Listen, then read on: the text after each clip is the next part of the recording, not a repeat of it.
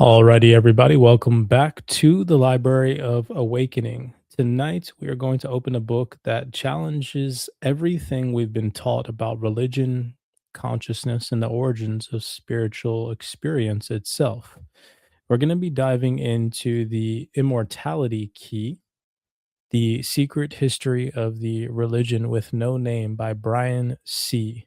Muraresku. Hopefully, I'm pronouncing this individual's name correctly.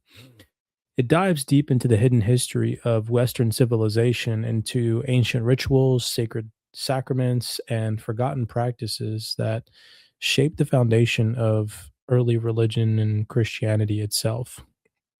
So, without further ado, let's jump in. If you guys enjoy these reads, do us that favor, smash that thumbs up button and subscribe to the platform. And let's jump into chapter one.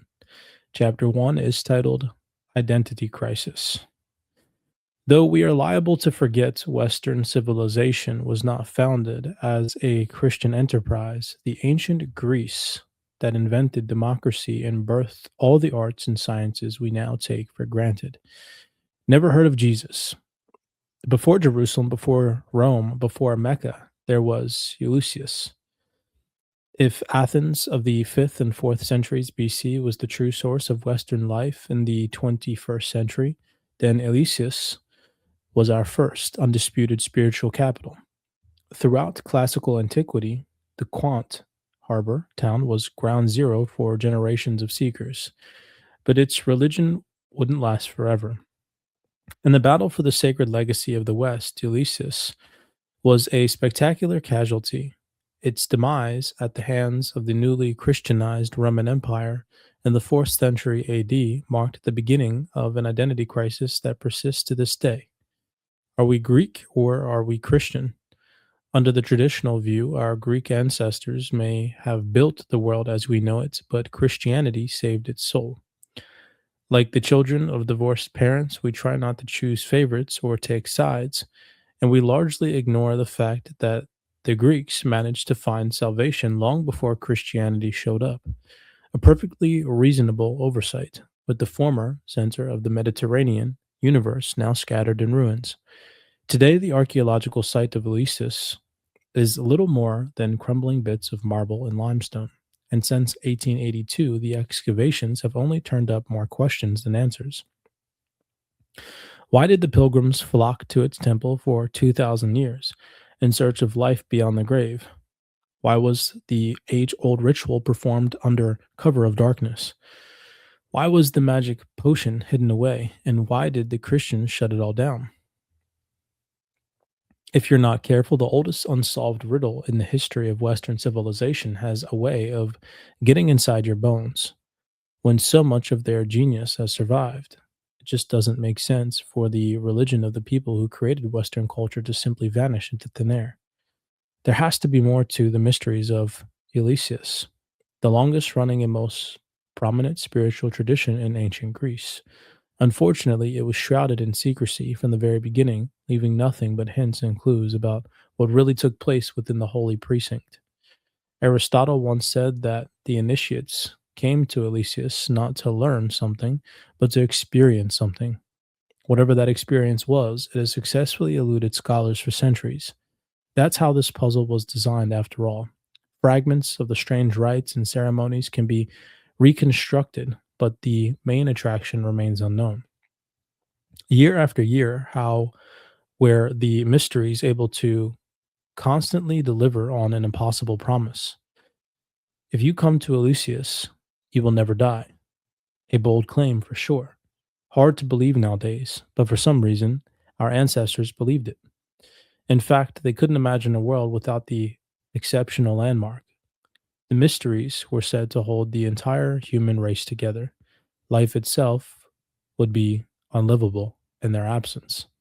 Among all the unanswered questions about Ulysses, one inescapable fact keeps researchers glued to the obscure corner of southern Greece that spoke to millions. It stood the test of time. Well before Jesus walked the shores of Galilee, Eleusis was a beacon of hope in a nasty age of uncertainty. When the average life expectancy was much lower than today, Half the population might not reach the age of 5.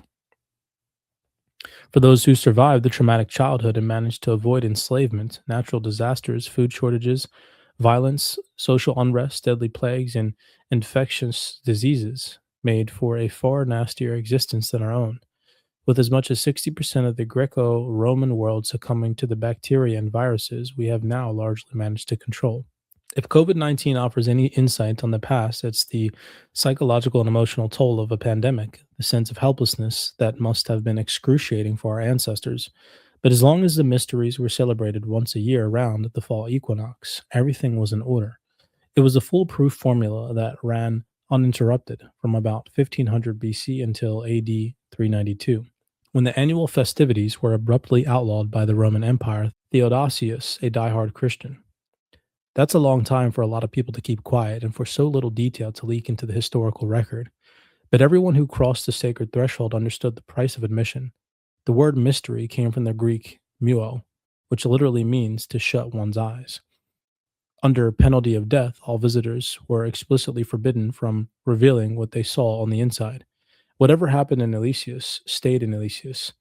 Frustrating as it is for modern historians that policy served the mysteries well, the wall of silence only fed the mystique and guaranteed fans in high places. In its heyday, the temple attracted the best and brightest Athens had to offer, including Plato. To keep his experience classified, the godfather of Western philosophy used vague, cryptic language to describe the blessed sight and vision he witnessed in a state of perfection, the climax of his initiation into the holiest of mysteries. Like all travelers, Plato was permanently transformed by whatever he observed in Elysius, the latest in a long line of visionaries, men and women, with exclusive access to cosmic truths. Following their sip of an unusual elixir called the Kukion, and a night of spectacles in the temple, each pilgrim earned the honorary title Apoptis, which means something like the one who has seen it all. Beyond any doubt, they claimed death was not the end of our human journey. We do, in fact, survive the physical body, and underneath this mortal clothing, we are all immortals in disguise, gods and goddesses destined to the stars for eternity. All that after just one night at Elysius. From otherwise rational, sober people, it sounds like crazy talk. To make sense of Plato, we have to remember how the ancient Greeks ordinarily approached the afterlife. At the time, most people believed the soul went down to the bleak and nebulous regions of Hades. Whether it would live there forever or eventually fade away was not entirely clear, and it scarcely mattered. Death was nothing to look forward to. When Odysseus visits the land of the dead, his fallen comrade Achilles famously grumbles, I would rather be a paid servant in a poor man's house and above ground than a king of kings among the dead. Unless you had been initiated into the mysteries, of course, where seeing is believing, one inscription found on the site says, Death is for mortals no longer an evil, but a blessing. Pindar, perhaps the greatest lyric poet of ancient Greece and fellow initiate, wrote in the 5th century BC, Blessed is who has seen the things before he goes beneath the hollow earth, for he understands the end of mortal life and the beginning of a new life given of God. For Sophocles, one of the most renowned playwrights of the time, the world could have been divided into those who had set foot in Elysius and those who had not. Just like Plato and Pindar, he stresses the visual nature of the experience. Thrice blessed are those men among who, after beholding these rites, go down to Hades. Only for them is there afterlife, death. All the rest will suffer an evil lot. Without divulging the big secret, much of the ancient testimony, what little remains, hails the sublime vision that proved to be a once in a lifetime event for every pilgrim.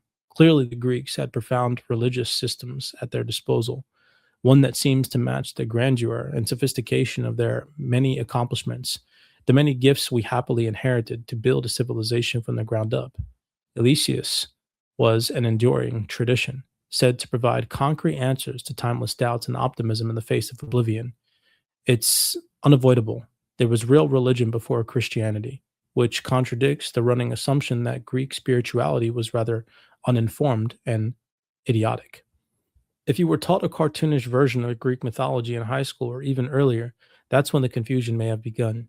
You were probably left wondering how the people who not only gave us the word skepticism from the Greek skeptami, meaning to look about carefully, but actually practice what they preached, could possibly believe in fairy tales. Zeus is in charge of the lightning, Poseidon rules the sea. Everything evil comes from Pandora's box. If the Greeks seemed too sensible for such things, it's because they were. Let's give credit where credit is due. Like some cultural Big Bang, all the greatest hits suddenly burst on the scene some 2,500 years ago. Where there was chaos, the ancient Greeks gave us meaning through history, civics, and ethics. Where there was superstition, they created the first scientific disciplines, like physics, biology, and mathematics. Their stadiums and theaters became our sports and entertainment industries. They codified law, medicine, and finance and laid the groundwork for the technology that consumes our life.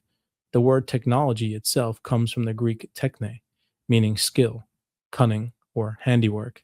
Social media has drawn us into a hyper-connected global conversation that is entirely predicated on individual expression and the free exchange of ideas, fundamental rights that were virtually unheard of before the academies of the ancient Greece. Every time we open up Twitter, Instagram, or Facebook, we are tapping into the awesome legacy celebrated in Raphael's iconic School of Athens. Plato and Aristotle, surrounded by their fellow Greek luminaries, thinking our world into existence. Are we to believe the wisdom assembled on those steps got so much right, only to come up short on the most important questions of all? Why are we here? What happens when we die? And what's the point of it all? By and large, animal slaughter and endless libations and formulaic prayers were the kinds of things that seemed to please the 12 gods on Mount Olympus and keep disaster at bay. And for many ancient Greeks, that was religion. But it didn't answer the big question. The level of brilliance on display in the School of Athens, bloody sacrifice to imaginary gods on far flung hilltops, wouldn't quite do the job. That's where the mysteries of Elysius came in. Just one of the many so called mystery religions that fascinated the Mediterranean mind in the old days. For those curious souls in the need of a little more substance and a little less nonsense, ancient Greece had a full menu of spiritual alternatives that proved more satisfying than the traditional fare. At the core of the mystery religions was an immediate or mystical encounter with the divine, involving an approach to death and a return to life. Like the mystics that would infiltrate Christianity, Judaism, and Islam in the millennia to come, the Greeks knew the ancient secret of dying before dying. However, this one on one meeting with God was engineered. It's what Aristotle meant by the initiates descending on Elysius, not to learn something, but to experience something. Those inquisitive, cynical Greeks were after bona fide evidence, proof of the hereafter. They would never blindly settle for empty promises of the future life among the heavens. They had to peek behind the curtain to see for themselves whether there was any truth to the matter. For them and for us, how could authentic religion be anything else? As one empire replaced another, the value of that experience was not lost on the Romans, who adopted the Greek temple in Elysius as their own. Cicero, the great orator and statesman of the first century BC, recorded his take for posterity. For it appears to me that among the many exceptional and divine things your Athens has produced and contributed to human life, nothing is better than those mysteries. For by means of them we have been transformed from a rough and savage way of life to the state of humanity, and have been civilized, just as they are called initiations, so in actual fact we have learned from them and the fundamentals of life, and have grasped the basis not only for living with joy, but also for dying with a better hope. In the second century AD, the emperor Marcus Aurelius studied in Athens and was later initiated in Elysius. He is reportedly the only layperson ever allowed inside the Anaktoron, the Holy of Holies house within the main temple, or Telesterion. He earned the privilege.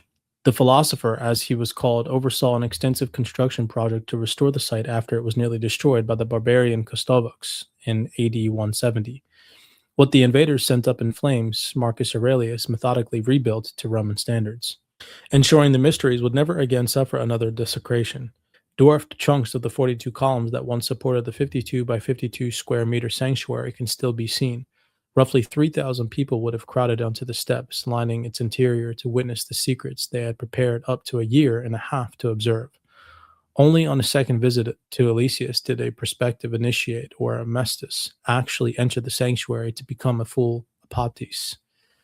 To keep profane eyes off the sacred affair, the philosopher also built a monumental gateway of the Pentelic marble in a vast courtyard at the entrance to the site, now known as the Greater Propylaea.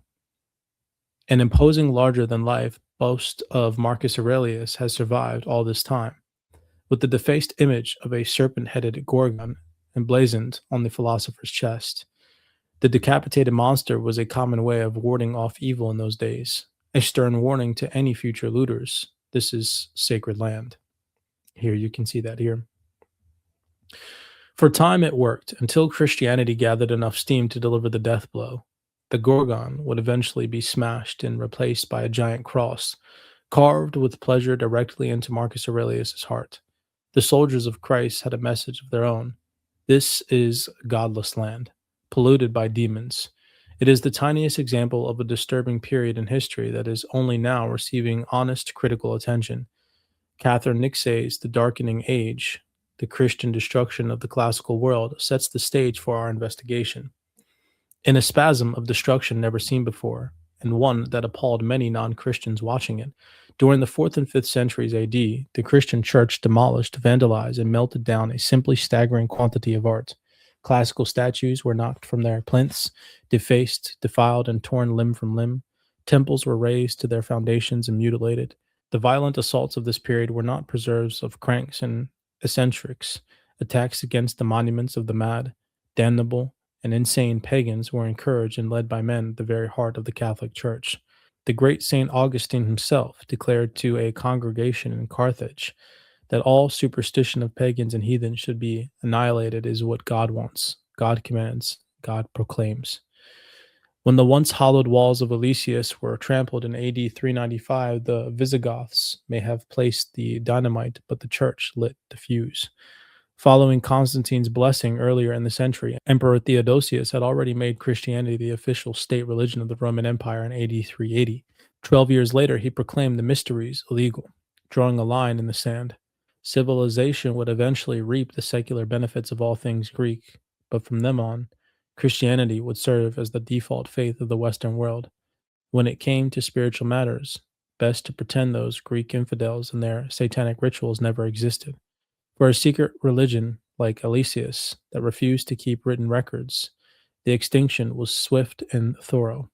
Before the end of the 4th century AD, total victory was declared by the early church father St. John Chrysostom.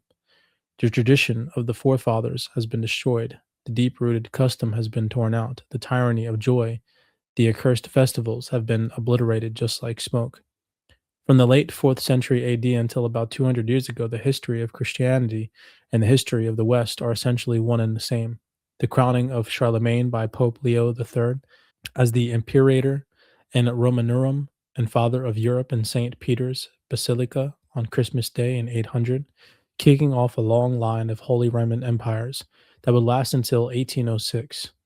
The East West Schism of 1054 between the Orthodox Patriarch of Constantinople and the Catholic Church in Rome, forever dividing Europe in half. The Crusades that preceded the Renaissance, when the rediscovery of the classics would lead to the Reformation and Counter Reformation. In the age of discovery from the 15th to the end of the 18th centuries, Christianity left Europe and the Near East behind, becoming the indomitable global brand it is today. Missionaries were dispatched to every corner of the planet to convert local indigenous groups in Africa, Asia, and Latin America. Since there was no real separation between church and state, the memory of Jesus and the hope for his imminent return were the guiding force behind it all. Especially in America, the ultimate blank slate for Christians. The colonies were flooded with Protestant denominations of every stripe, seeking the spiritual freedom to worship their version of Jesus. Well into the 19th century, the doctrine of manifest destiny declared Anglo-Saxons a superior race, chosen by God to bring Christianity to the American continent and to the world. It's this legacy we celebrated in Leonardo's Last Supper, the moment Jesus is said to have offered himself to the closest friends in the form of bread and wine, a foreshadowing of the crucifixion he would endure the following day. according to tradition, for the salvation of all mankind. This intimate dinner became Christianity's defining sacrament. The Eucharists do this in memory of me, the Gospels record. It is a moment reenacted to this day, multiple times per day, in churches on every continent for hundreds of millions of faithful. For believers and non believers alike, Jesus and his early followers single handedly changed the course of history. If only one image could tell the story of our humble origins, would it be the School of Athens or the Last Supper? Two of the most recognized paintings of all time, two very different pictures of our past. Once again, are we Greek or are we Christian? Where does the church end and where does the state begin? What better disconnect than swearing in of an American president? In recent times, all the pomp and circumstances takes place on the western front of the United States Capitol building, an explicit homage to the Greco-Roman pantheon in Rome. Its creator wanted to link the new republic to the classical world and its ideas of civic virtue and self-government. At the far end of the National Mall, past the Egyptian obelisk, Abraham Lincoln monitors the inauguration from his gleaming replica of the Parthenon Parthenon that sits atop the Acropolis in Athens. Again, the architect felt the memorial to a man who defended democracy should be based on the structure found in the birthplace of democracy. Surrounded by neoclassical marble on all sides, the same pagan marble those Christian hordes tried to erase from memory over 1600 years ago. The presidents raise their right hands and swear the oath of office on a Bible. For good measure, the last three presidents have actually used two Bibles. After Kennedy's assassination, Lyndon B. Johnson was sworn in aboard Air Force One on a Roman Catholic missal. Naturally, none of this is mandated by the United States Constitution. It's just that old identity crisis rearing its head. It may all seem insignificant, but at the root of this Greek versus Christian debate are some really profound questions. Are we a people of reason or faith? Is our society founded on science or religion? Whether this issue is climate change, reproductive rights, or global pandemic, the stark divide between the School of Athens and the Last Supper continues to frame the national conversation on matters of life and death during protected. It may all seem significant, but at the root of this Greek versus Christian debate are some really profound questions. Are we people of reason or faith? Is our society founded on science or religion? Whether the issue is climate change, reproductive rights, or a global pandemic, that stark divide between the School of Athens and the Last Supper continues to frame the national conversation on matters of life and death. During protest over an unprecedented countrywide lockdown in April 2020, a green tractor trailer pulled up to the Pennsylvania state capitol, horn blaring, and defiant slogan freshly painted on the hood: "Jesus is my vaccine." Over 2,500 years into the experiment we call the West, is there any chance of reconciling the two competing worldviews that clashed so dramatically at the end of the 4th century AD? If so, then, as with any good compromise, there will be plenty of disappointment on both sides. People of reason have to concede that modern science has its limits. Not everything of value can be weighed and measured. People of faith may have to admit that we can no longer afford legend over history or obedience over curiosity. In a rapidly accelerating world, big religion has failed to keep up with a younger generation that prefers facts over fiction. But big science and big technology may be going too fast, distracting us from the ancient search for meaning that defined the original religion of Western civilization. How do we bridge the gap? The whole point of this investigation is to test a crackpot theory that has been widely ridiculed and even censored by the academic establishment. When one ill fated classicist by the name of Carl Ruck at the Boston University took charge of the pagan continuity hypothesis with a psychedelic twist in the late 1970s, he started by claiming that the sacramental potion known as the Kukion was a type of visionary brew, and that the inviolable secrecy surrounding the mysteries of Elysius had everything to do with protecting the psychedelic recipe that guaranteed immortality to the Greek speaking world. When this hypothesis first appeared in The Road to Elysius 40 years ago, before I was even born, it was definitely the wrong idea at the wrong time. Exactly 2 decades had elapsed since Aldous Huxley's clarion call for the new Reformation in 1958. And during that time, psychedelics had gone from a respectable subject of intellectual pursuit among British gentlemen like Huxley to one of the most polarizing issues in America, not to mention the fact that they were completely illegal. Even the top universities in the country couldn't escape the long arm of the war on drugs. But that was only half of the hearsay. The Greeks had to invent the psychedelic Eucharist, and then the Christians had to give it shelter. So, to answer the second of the two questions baked into Huxley's revolutionary prediction about the revival of religion, the same classists at Boston University would later claim that some version of the Hellenistic sacrament had indeed been incorporated into the fledgling faith by Greek speaking pockets of Paleo Christians all over the Roman Empire, and that their original Eucharists was therefore intensely psychedelic. Like Erasmus and Martin Luther's obsession over the Greek of the New Testament, this controversial analysis of the actual sacrament that sustained the earlier Christian communities was ultimately an attempt to rediscover the true origins of the world's biggest religion and the real vision of the most famous human being who ever lived.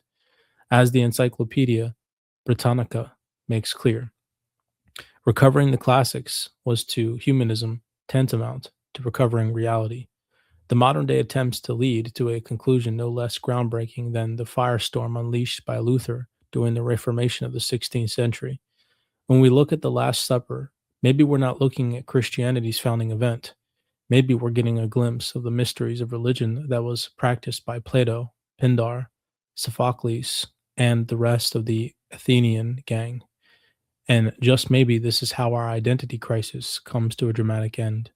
With the psychedelic plot twist, rather than starting a new religion, was Jesus simply trying to preserve or copy the holiest of mysteries from ancient Greece?